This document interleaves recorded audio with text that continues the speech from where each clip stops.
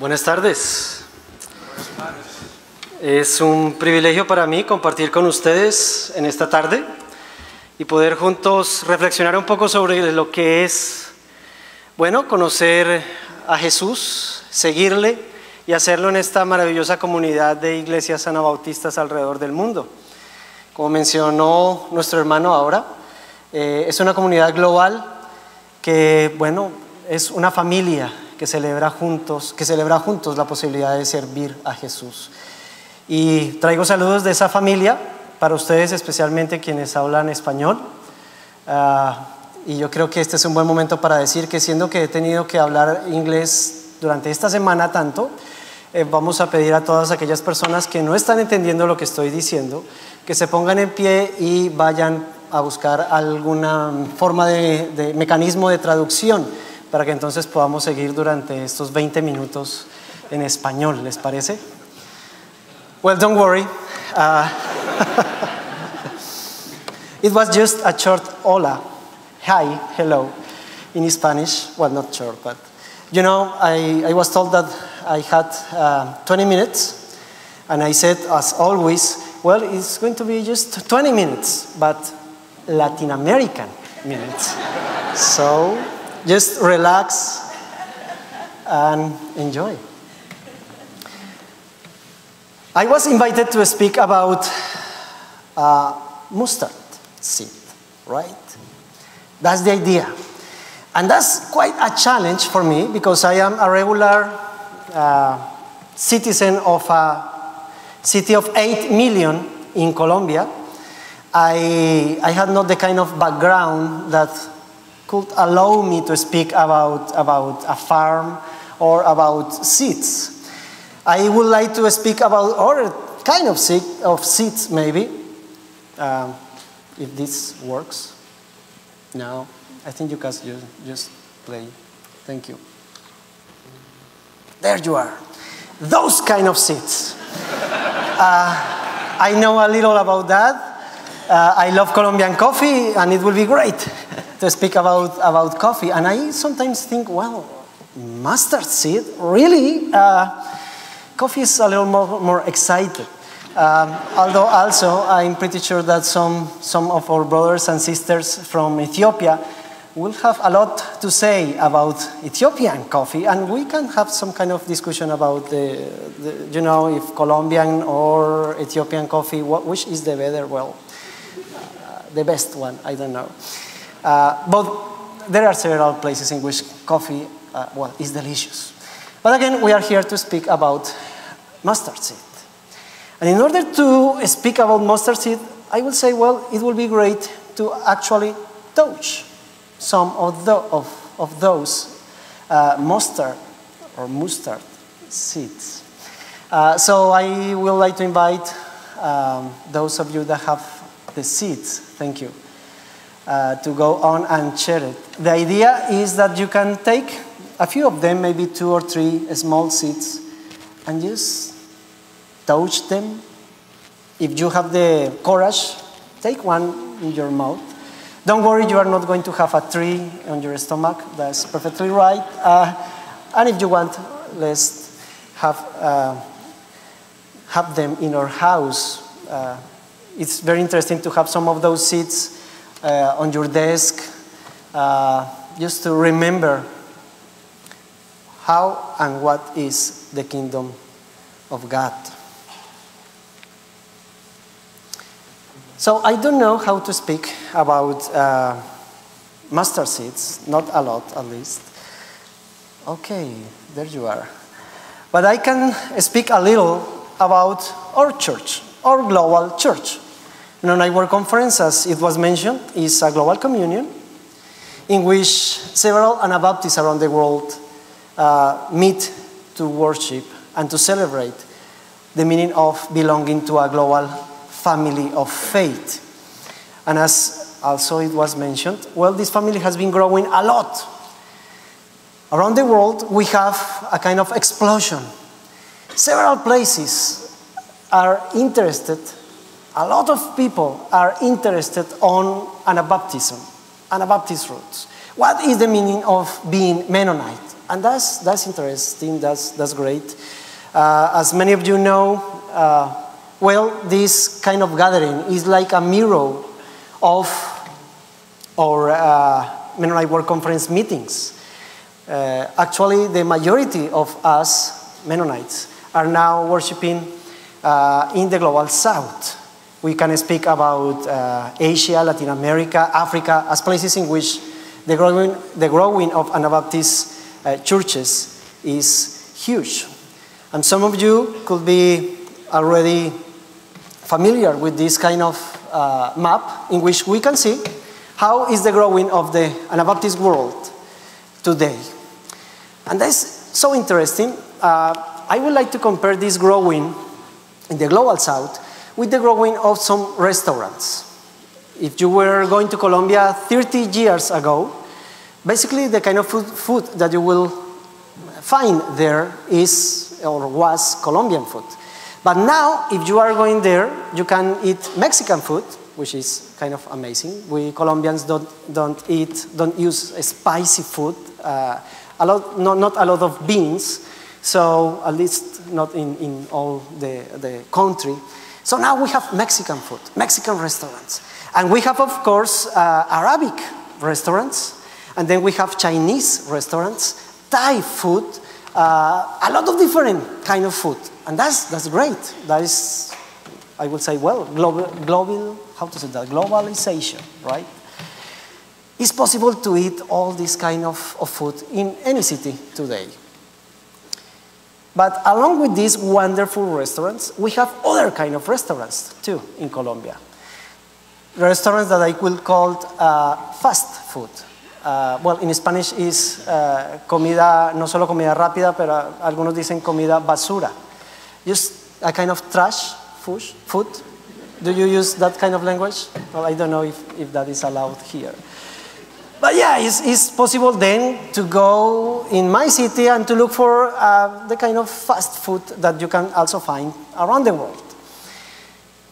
And again, I would like to compare the growing of the global church, of the global church, with restaurants in the same way.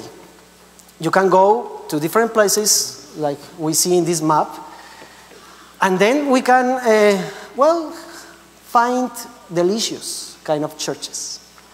Churches that are just, wow, wonderful to taste. But again, we can also find some other kind of churches that are a kind of fast food, trash food. Not always delicious. And it's very sad to say, but many of them are growing a lot. Not all that grows is good, not necessarily. And many of these churches, well, are going in the global south in a way that I would say is very sad. How we can eat healthy food? How can we eat a kind of church, if it's possible to say eat a church, but how can we taste a church that is healthy? How can we grow in a way that our church is not going to be labeled as a fast food church, but as a delicious, wonderful church? What could we say about the next 25 years of MCEC? What we can do in order to eat healthy? Well, I think the passage that we were hearing this afternoon gives us a lot of clues about how to be a healthy, good, delicious church. And it has to do with mustard seed, and that's the reason why we are speaking also about food. And although I must recognize that it's a challenge to speak about, again, mustard seeds to Canadians, because as you know, Canada is the first, the biggest country about production of mustard. That's amazing. So anytime if I'm going to use mustard salsa, I'm going to think about you, which is great. So, well, let's take a quick look to this passage. Let's read it in silent, using the screen that you can see now. Let's take a minute to read.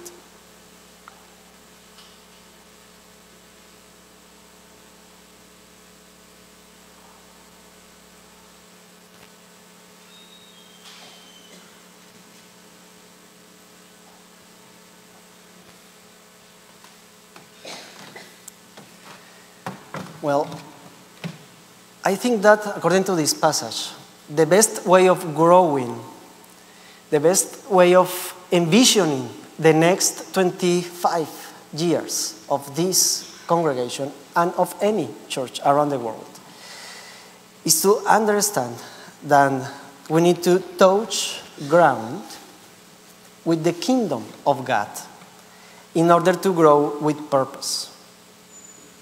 And again, a key factor in order to avoid the possibility of going and growing as a fast food restaurant is to touch ground with the kingdom of God in order to grow with purpose. Let's think a little about this. Touching ground. Why? Why to say that in that way? Well, as I have been speaking now, there are two ways of being church. A healthy one, let's say an organic one, and one unhealthy way of being church. And speaking about touching ground, what I was reading this text, this parable, it was so interesting to see that in this short parable, which is just a couple verses, we find twice the idea of a seed being, how do you say that, sown or planted, right? In the ground or on the ground. If you have your mustard seed there, let's see it for a second. You can manipulate it, right? You can control it. It's very small. However, the only thing in which this small seed can be changed is when it touches ground. And again, it's twice in this passage. The emphasis of this parable has to do with the idea of touching ground, being on the ground. As we see in the picture, is like really touching soil. And I would say this is one of the first characteristics of a healthy church today. In a multicultural context, like here, in this region, or around the world. As we can read there, when a seed touches soil or ground, it affects that place, right? That place is not going to be anymore like it was before. Well, there is going to be a new plant growing. Some chemicals will be moving from the soil into the plant and back. So that soil is not going to be as it was before. And I will say, well, that's pretty clear for the majority of our churches. If a church is growing in some place, that context is going to be different, right? However, what we are not always able to see is that the church as such is also going to be different. Because it's not the same for a mustard seed to grow here, let's say in Kitchener, than to grow in Bogota, 2,600 meters above sea. It's not the same for a mustard seed to grow in Bogota than to grow in Palestine, next to the Mediterranean Sea. It's not the same. The kind of plant that is going to grow will be different. In some places will be shorter or small. In other places will be big. In other places will be very green. In other places could be kind of brown maybe. It's going to be different in each place. Even though the nature of the seed doesn't change, the expression of that seed could have some specific characteristics according to the context. That is healthy.